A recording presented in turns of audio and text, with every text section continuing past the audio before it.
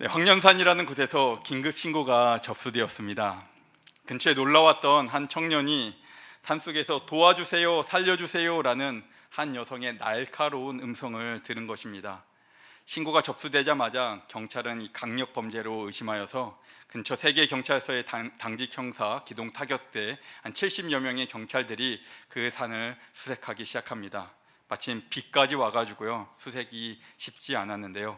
2시간 30분 동안을 산속을 열심히 뒤졌습니다. 하지만 아무런 단서도 아무것도 찾지 못했다고 합니다. 다만 처음 신고자와 가장 먼저 출동한 경찰관으로부터 그 방향에서 차량 한 대가 지나갔다고 합니다.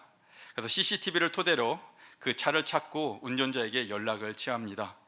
밝혀진 것은 산에 올랐던 일행 중 한 명이 취업이 되지 않아서, 취업 준비생이었는데 취업이 되지 않아서 하나님 도와주세요, 제발 살려주세요 라고 소리를 질렀다고 합니다. 그 새벽에 산에 올라가서 기도를 했던 것인지 한밤중에 웃지 못할 해프닝이 벌어졌습니다. 한국교회는 전 세계적으로 열심히 기도하기로 소문난 교회입니다. 많은 이들이 한국교회의 부흥의 원인을 이 기도의 열심으로 말합니다. 이 새벽 예배부터 수요 예배, 금요 철야, 심지어 산속 깊숙이 들어가서 기도를 하기도 합니다.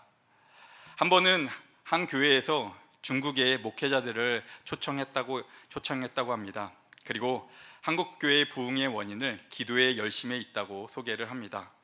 그때 초청받은 중국교회 목사님 중 한 분이 이렇게 질문을 했다고 합니다. 한국교회가 열심히 그렇게 기도했고 지금도 열심히 기도하는 것으로 알고 있는데 왜 한국교회에 위기가 찾아왔습니까?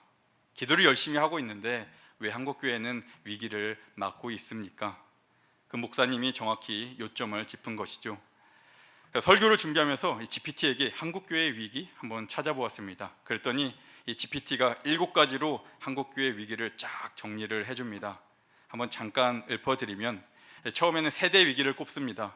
청년 및 자녀 세대의 교회 이탈 심화, 주일학교 감소, 다음 세대 사역 감소, 교회가 세대 문화와 소통하지 못함. 그 두 번째는 성장 정체인데요. 출석 성도가 감소하고 소형 교회들은 생존 위기를 맞습니다. 선교 및 전도의 열정이 약화된 것으로 보고요.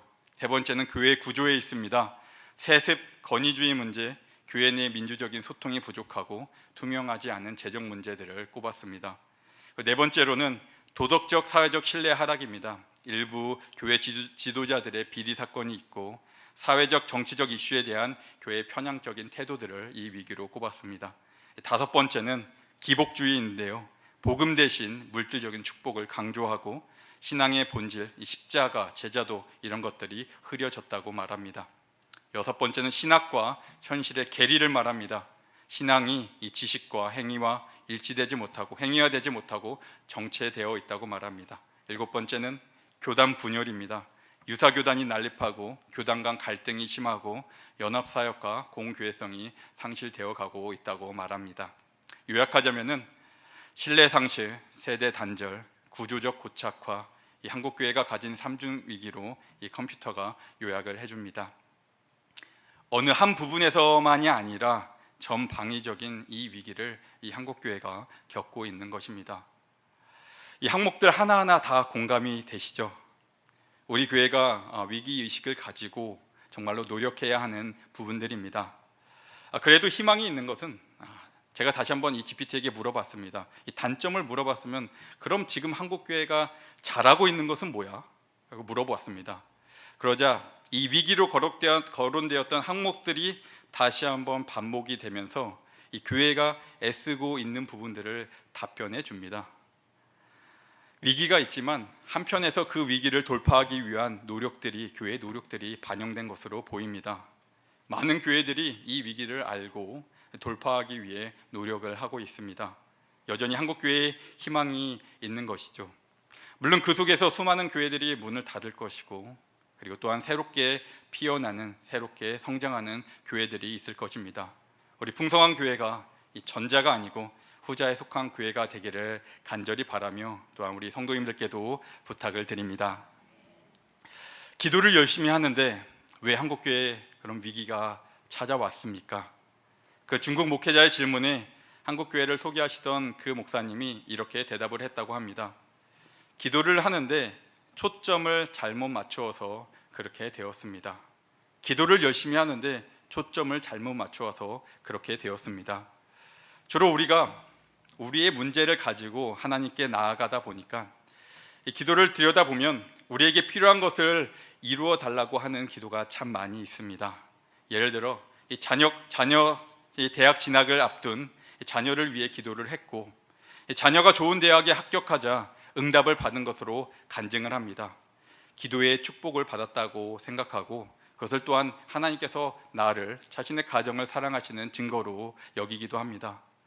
그러면서 점점 우리의 기도가 이 욕심의 기도가 되고 하나님께 점점 나의 것을 요구하는 당당히 요구하는 기도가 됩니다.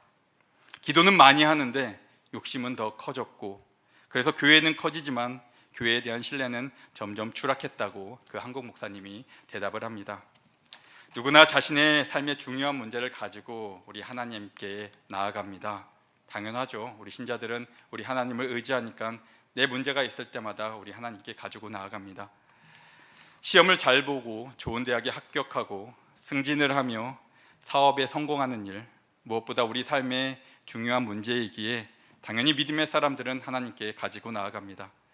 그러다 좋은 결과를 얻었을 때 응답을 받았고 나를 사랑하시는 하나님의 증거로 간증을 합니다. 그리고 더 얻어내기 위해 무슨 일이 있을 때마다 이 요구의 기도를 하나님께 드립니다. 반대로 열심히 기도했는데 좋은 결과를 얻지 못한 이들은 낙심을 하죠. 기도 응답을 받은 사람은 타락하고 응답을 받지 못한 이들은 낙심을 하게 됩니다. 이런 현상이 주님의 교회에 가득 차 있다면 우리 주님께서는 보시고 아마 무엇라 대답하실까요? 주님은 내 집은 기도하는 집이라 하였거늘 너희는 강도의 소굴로 만들었도다. 당시 예루살렘 성전을 향해 예수님이 질책이 반대로 그대로 우리 교회들을 향하지 않겠습니까? 한번 물어보겠습니다. 기도가 무엇입니까? 기도를 무엇이라고 생각하십니까? 기도를 한마디로 정의하자면 저는 대화로 정의하겠습니다. 기도는 대화입니다. 우리 아버지 되시는 하나님과 나누는 대화입니다. 그러기에 기도가 참으로 어렵습니다. 이 대화라고 하면은 서로 오고 가는 게 있어야지 대화가 되지 않습니까? 근데 일방적으로 기도할 때 우리가 말하다 보니까 이게 뭔가 싶을 때가 있지 않습니까? 이 기도가 대화라고 나만 말하고 있는데, 하지만 많은 경우 우리는 기도를 대화보다는 마치 소원 자판기로 인식하는 것 같습니다. 이 독박 투어라고 이 TV 프로그램이 있거든요. 저희 가족끼리 유일하게 이렇게 아들과 아내와 같이 보는 프로그램인데, 이 태국이나 대만 여행을 이 5명의 개그맨들이 이렇게 여행을 하면서 여행을 하는 프로그램인데, 태국이나 대만을 여행하면은 그곳에 사찰들이 많이 있습니다. 근데 그 5명의 개그맨들이 모두 무교인데요, 그 사찰에 가면 그 불상이나 소원 비는 곳에 앞에 가서 자연스럽게 소원을 빕니다. 이 종교를 가지고 있지 않는 사람들도 이렇게 소원을 비는데요, 수많은 사람들이 그곳을 찾아 소원을 비는 것을 보게 됩니다. 가족의 건강, 프로그램의 성공, 자녀들의 성공, 이런 것들을 빌게 됩니다. 기도가 대화가 아니라 일방적이다 보니 마치 이들처럼 우리의 기도조차 이 소원 자판기처럼 되는 경우가 많습니다. 내가 할 말을 하나님께 속사포처럼 하나님께 아뢰고 그리고 자리를 털고 일어납니다. 이런 말이 있죠. 일단 하나님께 다 맡겨. 그러면 하나님께서 알아서 해 주실 거야. 이런 말들이 너무 우리 신앙 속에 포장이 되어서 자리 잡고 우리 머리 깊숙이 자리를 잡고 있으니 이 문제나 어떤 도전거리가 생기게 되면 믿져야 본전이니까 일단 기도의 자리에 나가서 하나님께 아뢰고 그리고 그냥 자리를 털고 일어납니다. 이런 기도를 드리는 저희를 세상 사람들은 어떻게 생각할까 한번 생각해 봅니다. 세상 이들 중에는 삶의 최선을 다하는 이들이 정말 많이 있습니다. 맡은 일에 최선을 다했고 노력했고 한 분야에서 능력을 쌓아갑니다. 그 결과로 더 많은 책임을 요구하는 높은 직책들에 올라가게 되죠. 만약 그들이 최선을 다하지 않으면서 좋은 결과를 위해 기도하는 이 그리스도인들의 마음을 들여다본다면 그들은 어떻게 생각할까요? 내가 평가 점수도 뛰어나지 않고 이 성과도 그냥 보통인데 마치 하나님 백으로 남보다 먼저 승진이 되려고 합니다. 마치 인사 담당자 중에 나를 잘 아는 사람이 있어서 나를 뽑아주기를 바란다면은 그것이 하나님의 은혜입니까? 그건 낙하산이고 그건 비리가 아닙니까? 내가 승진하여 그 자리에 올라가는 것이 도대체 하나님과 하나님의 나라와 무슨 관련이 있단 말입니까? 이게 그 당사자가 되면은 참 모릅니다. 이게 얼마나 이상하고 비상식적인 행태인지. 그 일에 우리가, 이 땅의 일에 우리가 하나님을 끌어들이고 있지 않은지 우리가 의심해 보셔야 합니다. 어제 뉴스를 보니까 통일교 본거지에 압수수색이 들어갔죠. 그 광장에 모여서 통일교 신자들이 찬양을 부르며 항의 집회를 하는 모습이 영상에 담겼습니다. 비가 오는 가운데, 비가 마침 쏟아지는데 그들이 오열을 하며 부들부들 떨며 기도하는 청년들을, 그 신자들을 그 영상에서 목격하게 됩니다. 그 모습을 가만히 보고 있으니까 저들은 무엇을 위해 저렇게 기도하나, 누구에게 기도하는 것이지, 저들의 기도가 지금 나의 기도와 무엇이 다른가, 도대체 우리의 기도는 도대체 무엇이어야 하는가, 이런 생각이 듭니다. 요셉 알죠?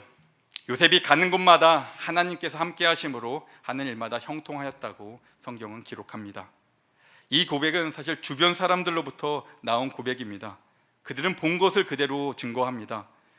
요셉이 어떻게 그들 앞에서 행동했겠습니까? 요셉이 대충 일하는데 하나님이 함께 하셔서 이 잘못된 일도 좋은 방향으로 이끌어 주셨습니까?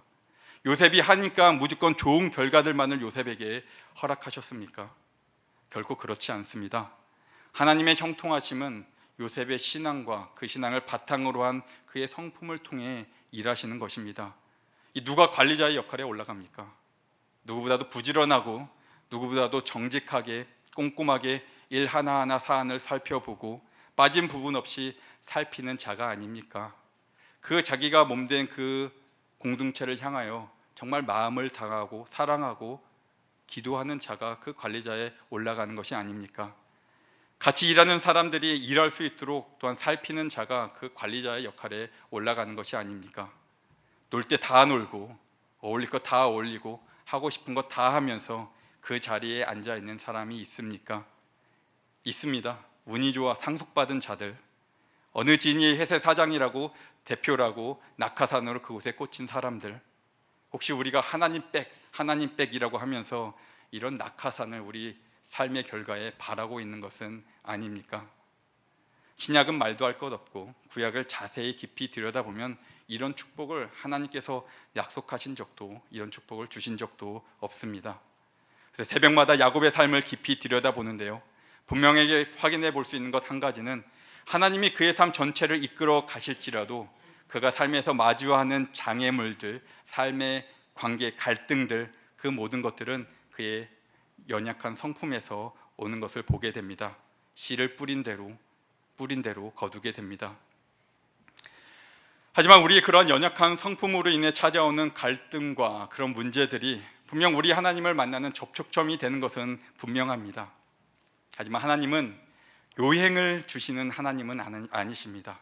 하나님이 여러분에게 원하시는 것은 여러분 한 분 한 분을 원하시는 것입니다.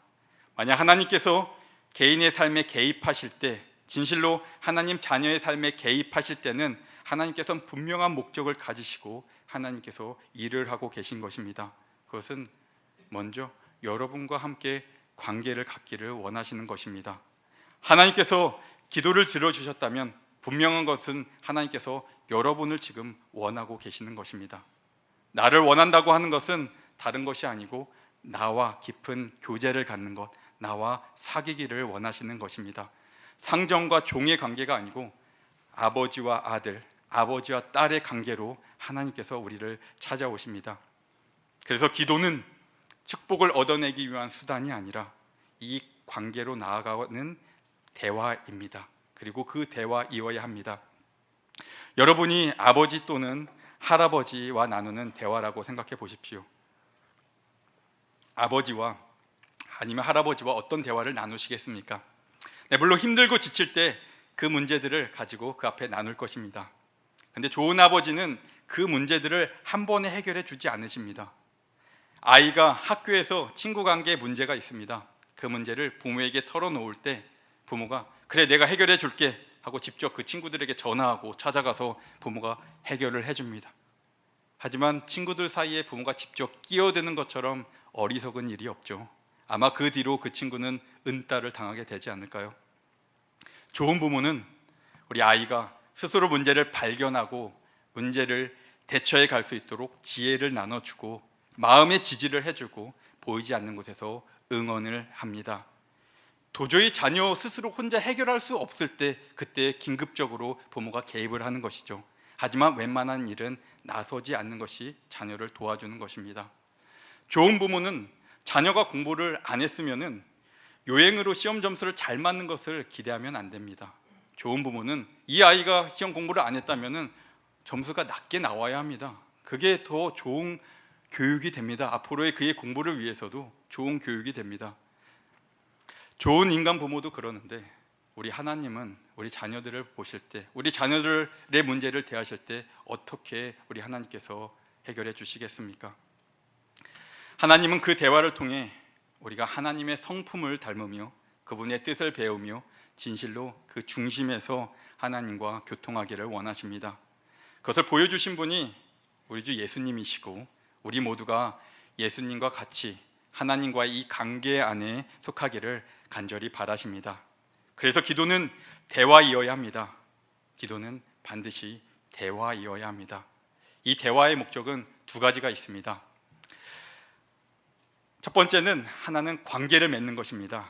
친해지는 것, 친구가 되는 것입니다. 좋아하는 친구를 만나면 자신도 모르게 닮게 됩니다. 언제부턴가 저희 아들이 이 겁나라는 말을 자주 씁니다. 겁나 잘해. 저희 부모가 그런 말을 쓴 적이 없는데 우리는 보통 진짜 잘해, 진짜 잘한다 하는 말을 쓰는데 언제부턴가 겁나 잘해, 겁나 맛있어. 어디서 배워왔겠습니까? 이 친구로부터 배워왔겠죠.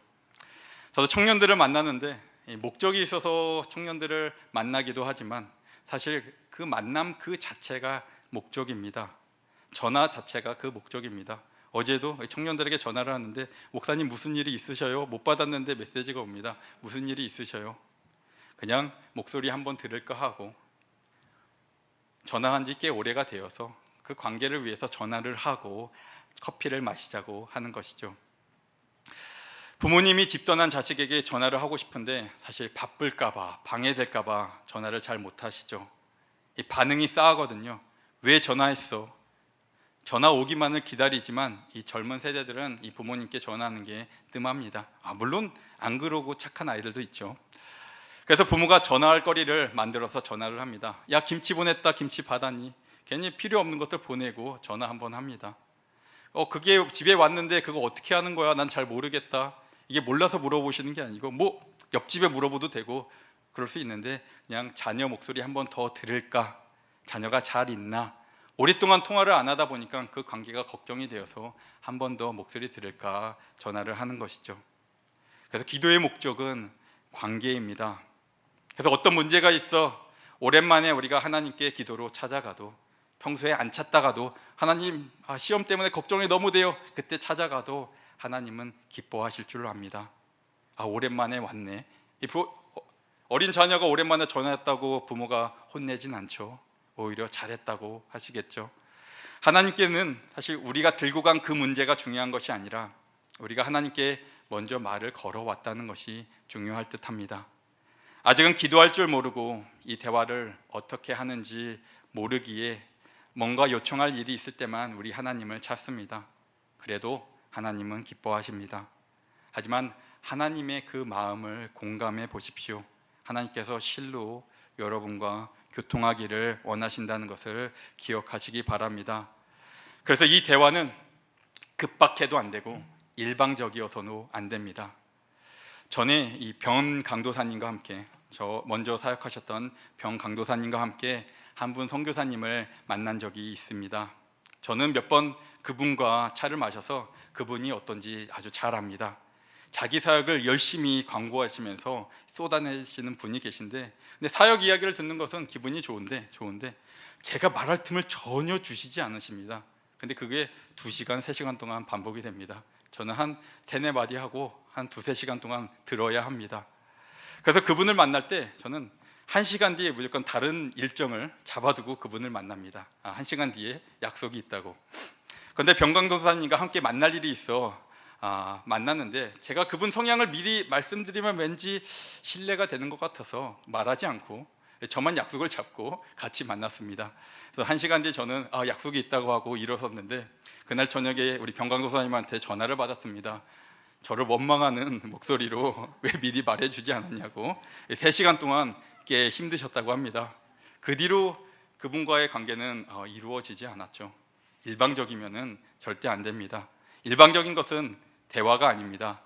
그래서 누군가를 만난다면 그 사이에 이 침묵의 시간도 필요하고, 앞에 놓여 있는 커피나 차를 함께 음미하고 이 주변 자연을 함께 감상하는 시간도 필요합니다. 침묵이 불편하다고 일방적으로 이 말 저 말 쏟아낼 필요가 없죠. 내가 말했으면은 상대방의 이야기도 들어주며 함께 있는 그 시간을 존중할 때, 그때 진짜 교제와 진짜 사귐이 일어납니다. 할 말이 없어도 침묵이 흘러도 괜찮습니다. 같이 있을 때 이 침묵이 불편한 분들 많이 계시죠. 저도 좀 그런 게 있습니다. 청년들 만나면 침묵이 흐를까 봐 막 이 말 저 말 준비하기도 하는데, 오히려 그런 준비가 이 만남을 어색하게 만듭니다. 침묵을 견뎌내야 합니다. 내가 말하기를 멈출 때 상대방이 자기 이야기를 하지 않겠습니까? 기도도 사실 그런 것입니다. 우리의 마음을 아뢰는 것이 기도이지만, 아랜 이후 침묵의 시간이, 말씀을 듣는 시간이, 하나님의 음성을 공감하는 시간이 반드시 필요합니다. 그때 진짜 교제로 한 걸음 나아갑니다. 서로의 침묵을 즐기는 것, 기도의 목적은 다른 것이 아니고 하나님과 진짜 친구가 되는 것입니다.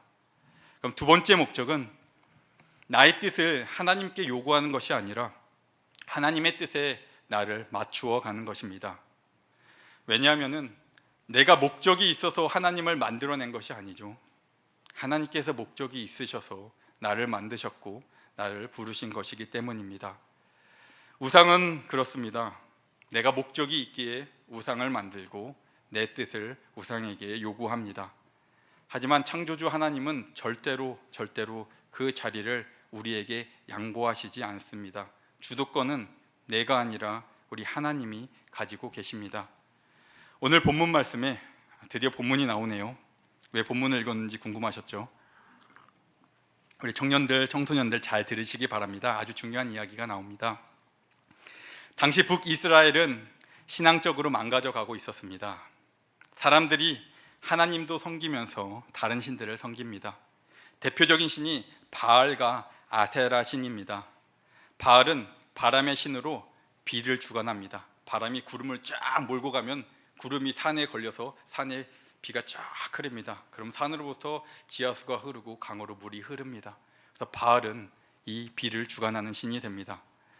포도원 경작을 하고 농사를 짓거나 가축을 치는데 비는 너무나도 중요했습니다.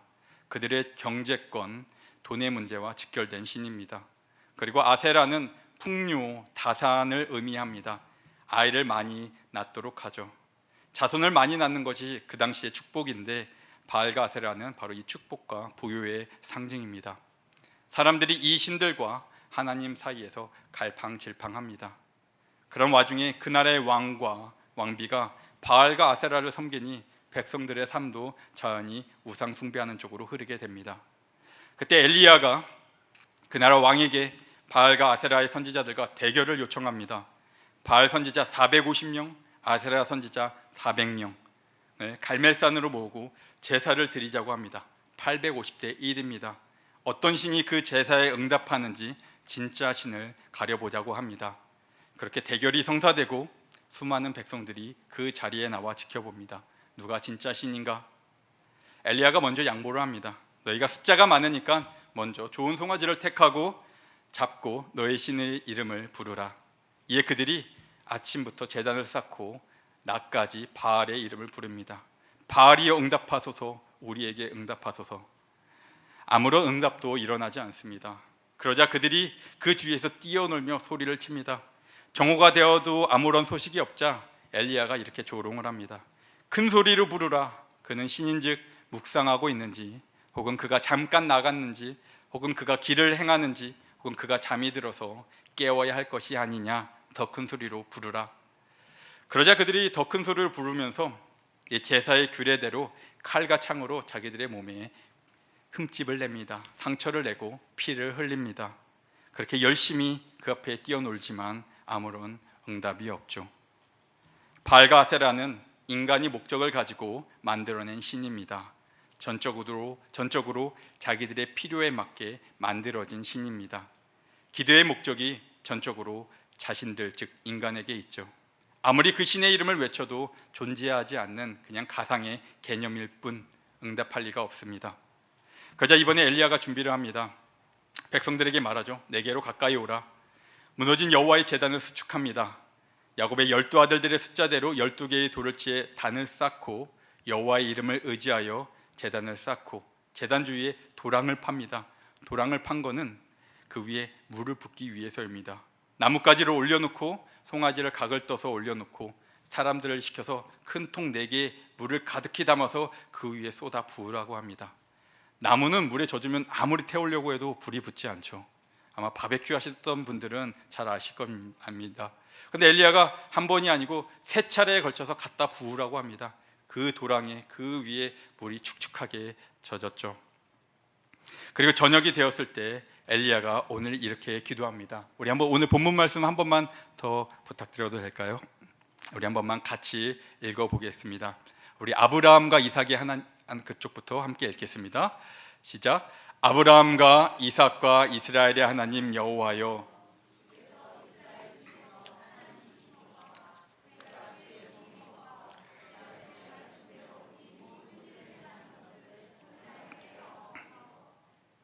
여호와여 내게 응답하소서. 내게 응답하소서.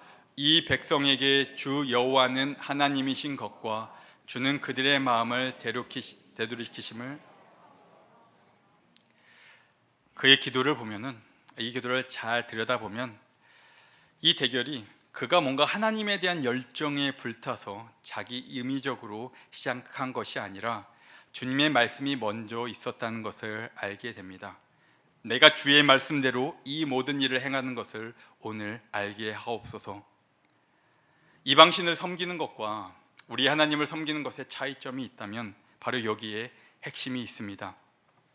이방신과의 관계는 언제나 우리의 목적이 앞서게 됩니다.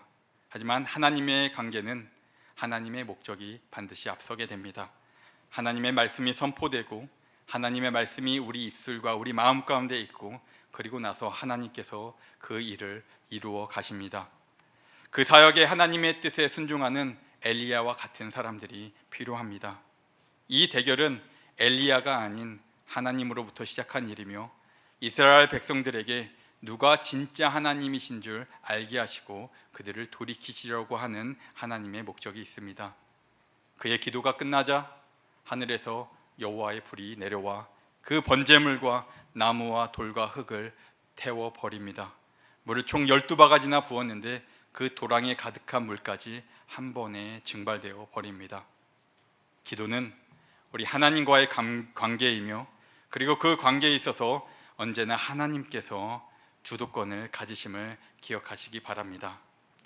우리가 하나님을 설득하시는 것이 아니라 우리가 하나님으로부터 설득되며 하나님으로부터 배우는 시간이 이 기도입니다.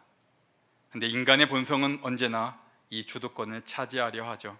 내 스스로가 목적이 되려 합니다. 그럴 때 우리가 실상은 여호와 하나님의 이름을 부르나 사실 이방신을 부르는 것과 크게 다를 바가 없어지게 됩니다.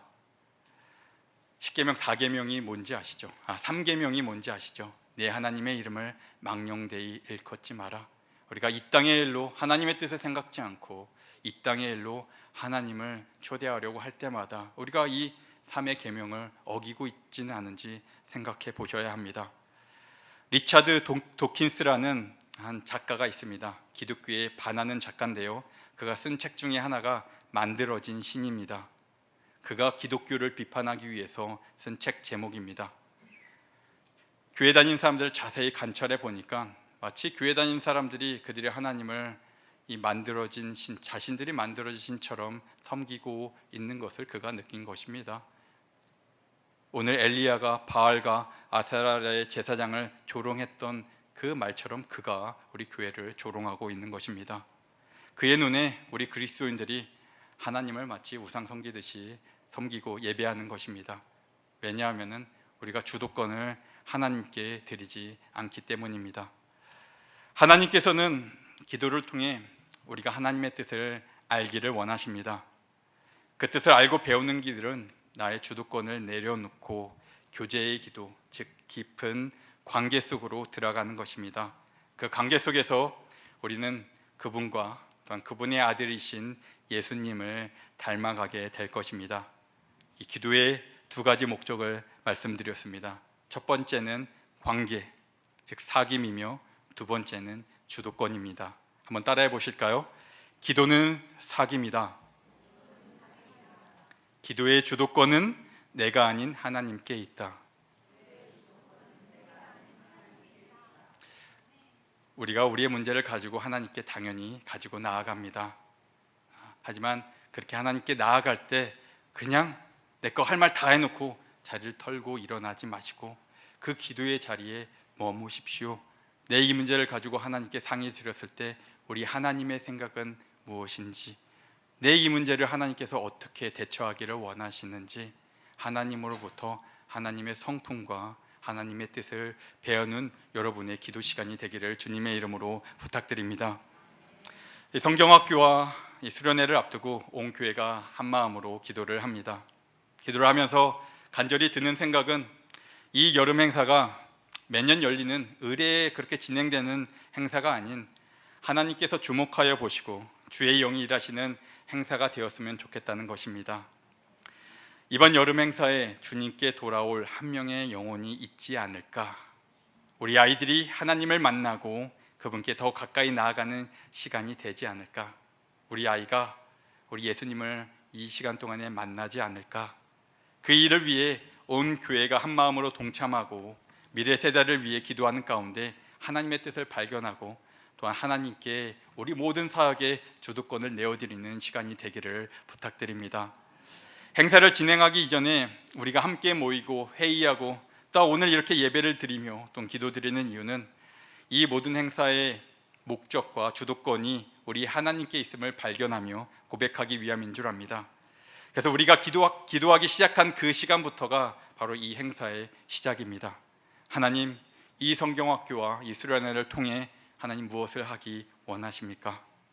이것을 물어야 하며 하나님의 일하심을 기대하는 것입니다.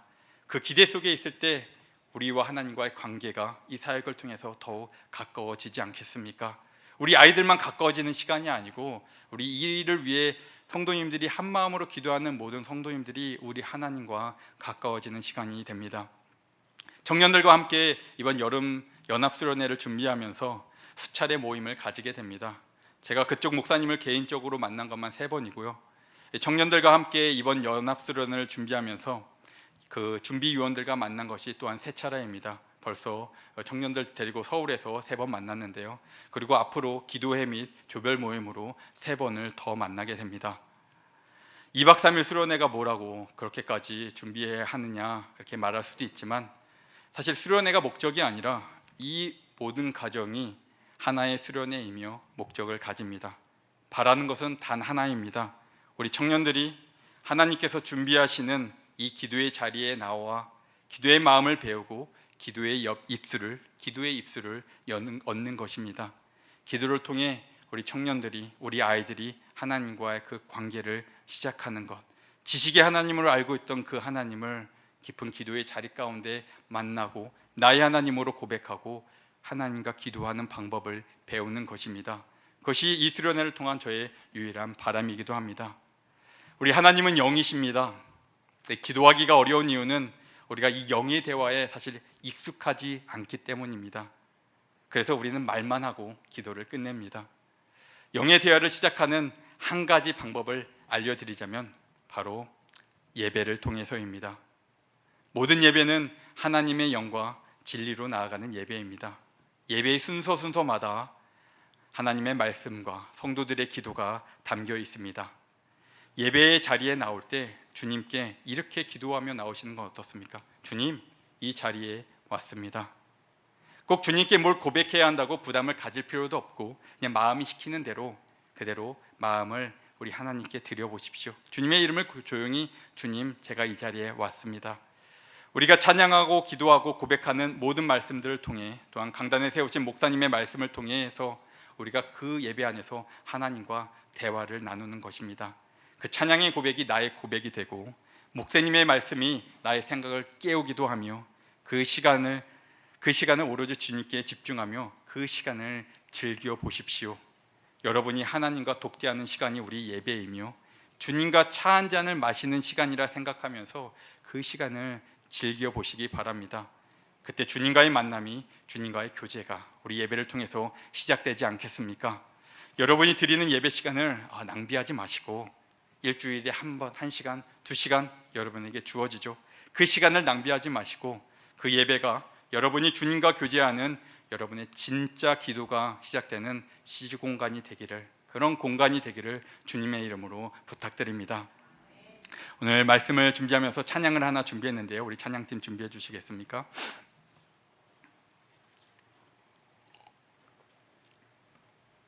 전에 교회에서 사역을 할 때 오후 찬양 예배 시간이었던 걸로 기억합니다. 사역자들은 이 오후 찬양 예배 시간이 되면은 이 교회 학교 사역을 다 마치고 2층에 있는 방송실에 모여서 방송 일을 돕곤 합니다. 사실 방송실 안에는 예배를 온전히 드리기가 쉽지 않은데요. 그렇게 예배가 끝날 무렵 잠시 기도드리기 위해 이 방송실 문을 열고 나오다가 제 눈에 저 2층 구석진 자리에서 한 여성이 눈물을 흘리며 기도를 하며 하나님께 예배드리는 모습을 보게 됩니다. 나는 소홀히 이 예배에 참석했는데 근데 그 시간에도 누군가는 하나님께 마음을 내어드리며 영의 대화를 하고 있구나. 하나님께서 저 한 여인 때문이라도 그때 그 예배를 주목하시지 않으셨겠습니까? 기도가 어려운 친구들이나 청년들이 있습니까? 기도는 대화입니다. 뭔가 유창한 말을 할 필요도 없고 기도의 용어가 따로 있는 것도 아닙니다. 기도는 나의 마음속 이야기를 우리 하나님께 드리는 것입니다. 그때 하나님과 여러분의 진짜 사귐이 일어날 것입니다. 그리고 그 기도의 시작은 다른 것이 아니고 바로 예배에 있습니다. 기도의 시작은 예배입니다. 여러분에게 주어진 일주일에 1시간, 2시간 그 예배를 결코 소홀히 하지 마시고 여러분의 영이 하나님과 만나는 시간을 온전히 즐기시기를 바랍니다. 영이신 하나님께서 언제나 우리 예배를 주목하실 것이며 여러분의 음성을 기다리십니다. 우리 한번 이 찬양 우리 한번 같이 부르면서 기도하는 마음으로 함께 나아가도록 하겠습니다.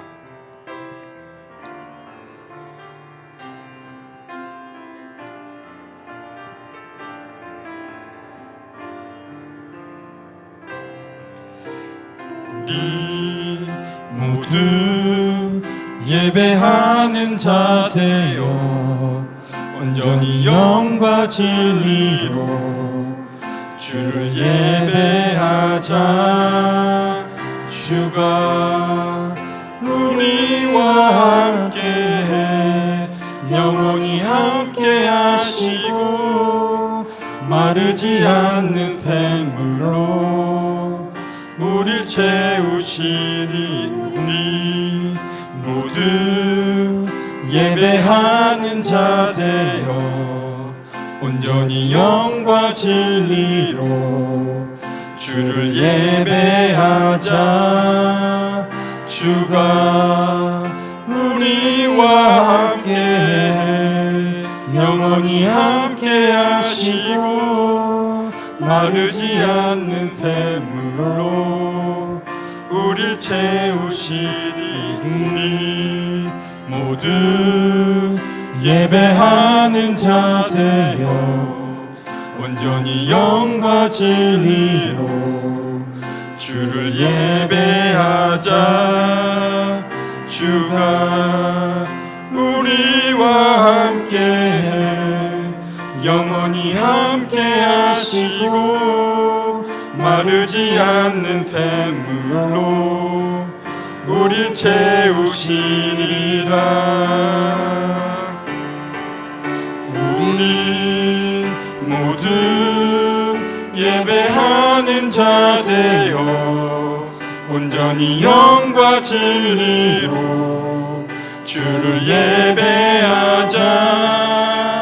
주가 우리와 함께해 영원히 함께하시고 마르지 않는 샘물로 우릴 채우시니 우리 모두 예배하는 자 되어 온전히 영과 진리로 주를 예배하자. 주가 우리와 함께해 영원히 함께하시고 마르지 않는 샘물로 우릴 채우시리라. 우리 이 시간 한번 기도할 때 우리의 기도를 한번 돌아보기를 원합니다. 하나님, 제가 진실로 이 기도를 통하여 우리 하나님 앞에 나아가기를 원합니다. 하나님, 나의 예배가 이 기도의 시작이 되기를 원합니다. 지금까지 하나님을 모르고 하나님과 어떻게 대화하는지를 모르고 어떻게 기도하는지를 알지 못하였습니다. 하나님, 하나님의 마음을 알고 하나님의 성품을 배우며 우리 하나님께 나아가는 시간이 내 삶 가운데 주어지기를 간절히 소망합니다. 나에게 기도를 가르쳐 주시고 우리 하나님과 깊은 사귐의 자리에 나아가게 하여 주시옵소서. 우리 시간 우리 한번 같이 기도하겠습니다. 존귀하신 하나님 아버지, 기도는 대화입니다. 그동안 나의 기도가 우리 하나님께 나의 말할 것만을 고백하며 마음이 분주하여서 나의 시선이 분주하여서 하나님과 그 시간을 즐기며 아버지 남아있기보다도 나의 말만을 언급하며 그 자리를 털고 일어났던 저의 모습들을 돌아보게 됩니다. 하나님 아버지, 저희가 우리 하나님을 진실로 배우기를 원합니다. 하나님의 마음을 배우고 하나님과 마음을 나누며 하나님의 뜻을 배우고 하나님의 성품을 배우며 이 세상을 향해 나아가기를 원합니다. 우리 예수님이 그렇게 주님 앞에 나아가며 주님과 깊은 교제를 나누었던 것처럼 우리 성도들의 기도가, 우리 학생들, 우리 청년들의 기도가 우리 하나님 앞에 그런 사귐의 기도가 될 수 있도록 인도하여 주시옵소서. 비록 우리가 주도권을 가지고 우리 하나님 앞에 나아갈지라도 하나님 우리를 깨닫게 하여 주셔서 주도권을 우리 하나님 앞에 놓아드리며 하나님의 뜻에 순종하며 나아가는 순종을 배우는 자들이 되도록 인도하여 주시옵소서.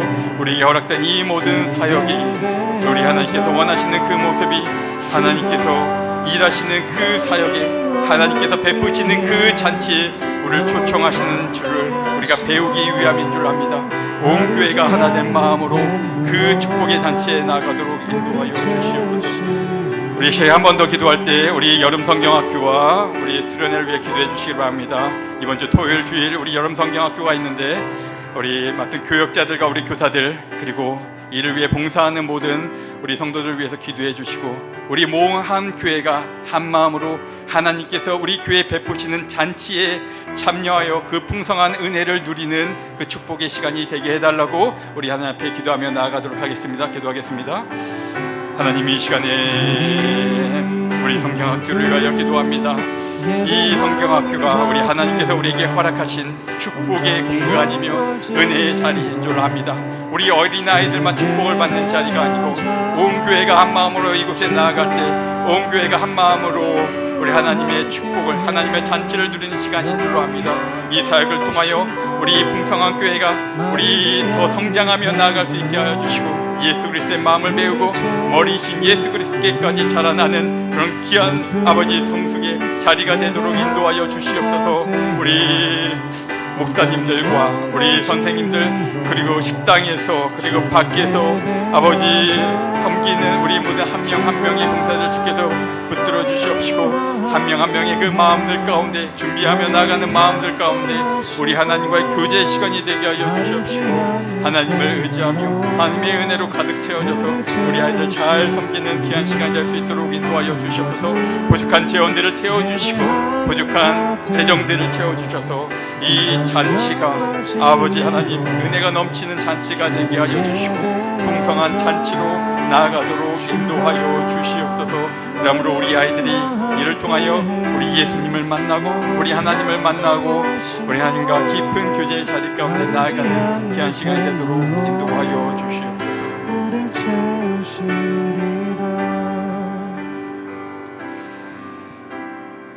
사랑과 은혜가 풍성하신 우리 주 하나님 아버지, 우리 풍성한 교회를 통하여 이 여름에 주님의 사역을 하게 하심을 참으로 감사를 드립니다. 그 사역에 참여함이 우리에게 축복이며 이 모든 사역이 하나님께서 저에게 베푸시는 잔치인 줄 압니다.